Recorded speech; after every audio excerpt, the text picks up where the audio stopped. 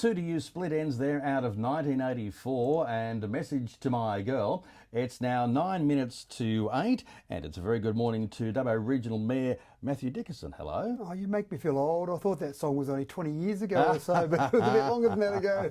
I used to listen to it when I was at school. It was a big song when I was at school, but that means I was at school a long time ago. You and me both. I was saying a couple of days ago, look, when it was the 10th of January, we're already 10 days into 2024. Where's it gone? That's right. Yeah. It's like that. Where's the last 30 years of our life gone? Question mark.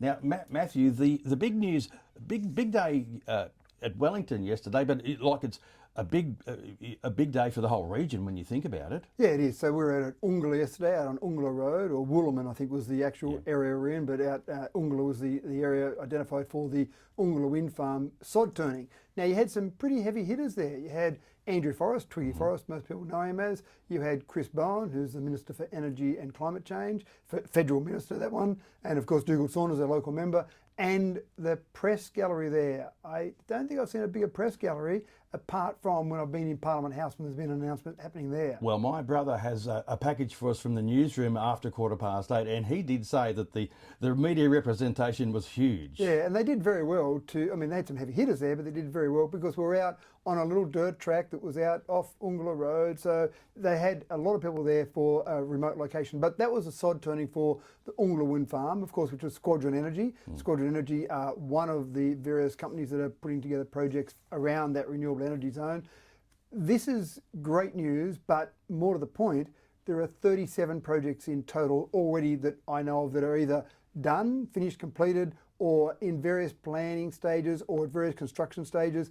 All of these projects are part of this whole area of renewable energy that we'll be generating. Is that in this area or around the country? No, that's just our Central West Orana renewable energy zone, and some of them aren't technically part of the RES because they're already up in operation. You're only part of the RES if you're connected to the new transmission lines. But for example, Badengra wind farm, it's already there, it's already producing power, so it's not technically part of the RES, but it's still in the area. So in our area, there are 37 projects. We'll be producing from that area about 42% of the power for the state. Wow. Pretty impressive. Now again, the real thing from our perspective is how do we make sure we hold on to some of that money, some of those economic benefits.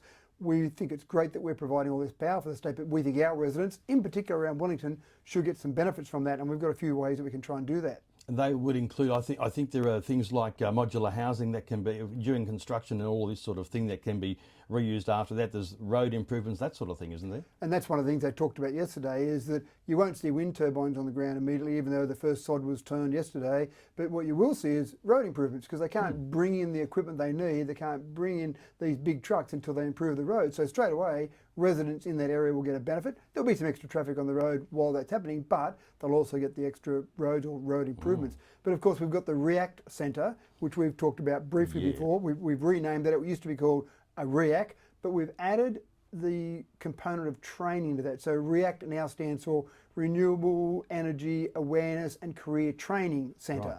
And the idea of that is that we want to make it like a visitor centre. We want to educate people. We want to have people coming through looking at renewables, but training. So when you've got some of these companies that are there doing construction for a wind farm, for example, and solar farms, they need to train their staff up. There's a lot of new staff they bring on board. Well, where can they do that? Well, why not do it right here where that'll all be happening? So I had the opportunity yesterday. We've got a business case we've done from council, had the opportunity to give that to Andrew Forrest and talk to him about that. Chris Bowen, I've talked to him about that before, and actually he gave myself and Dubbo a big plug in the press yesterday. I was very impressed. In the talks I've had to him in Canberra, you're never sure whether ministers are listening to every single word that you say, but he gave me a big plug, talked about EVs, talked about Dubbo's passion for renewables. I went, wow, he's really listened to everything that I said when I've been over there in Canberra. And so I gave him our latest REACT Centre business case. And of course, we've got that there ready to give to anyone that's involved or will be a part of that. And it's really one of those things that'll be multi-organisations will be a part of it. After we spoke about that before, I had a phone call from somebody saying, why is council wasting money getting involved? But we want to clarify, you're actually put this business case together, but somebody else will be taking that on. Is that correct? We don't want council to be building this, to be owning it. It's outside our remit. But if we can do something where we can put the pieces together, and we haven't hired an external consultant and spent a lot of money, we've put together a very basic, we call it a preliminary business case, because it hasn't got down to the nuts and bolts of every dollar being spent, but it says, here's the general concept in a broad brush. You need to solve these problems. here, industry, government, here's what we see as a framework. Now we want someone, we think the government will probably put it together, but when we talk to various industry players like Squadron I spoke to yesterday, they're keen to see it happen because they see it'll be a huge contribution to the community, but also it'll solve a problem for them. They've got to train people. It looks to me like you're simply trying to get the most that you can out of this great development, ticking all the different boxes, and this is something else that, a private enterprise or can take on, which will benefit the region. Absolutely right. And we'll get employment. So there'll be people who will turn up and they'll be employed and they might leave afterwards, but we want to see how we can hold on some of those. The various organisations that I talk to, I often say, can you put an office in Wellington? Can you put an office somewhere? Have some local staff?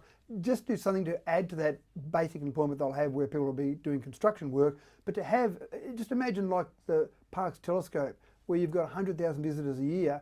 If we had something like that in Wellington, 100,000 visitors a year to Wellington would make an incredible change to their economy. Absolutely, it would too. Well, we'll be finding out more about the sod turning yesterday there at what's going to be the largest wind farm in New South Wales with Michael at around about 8:15.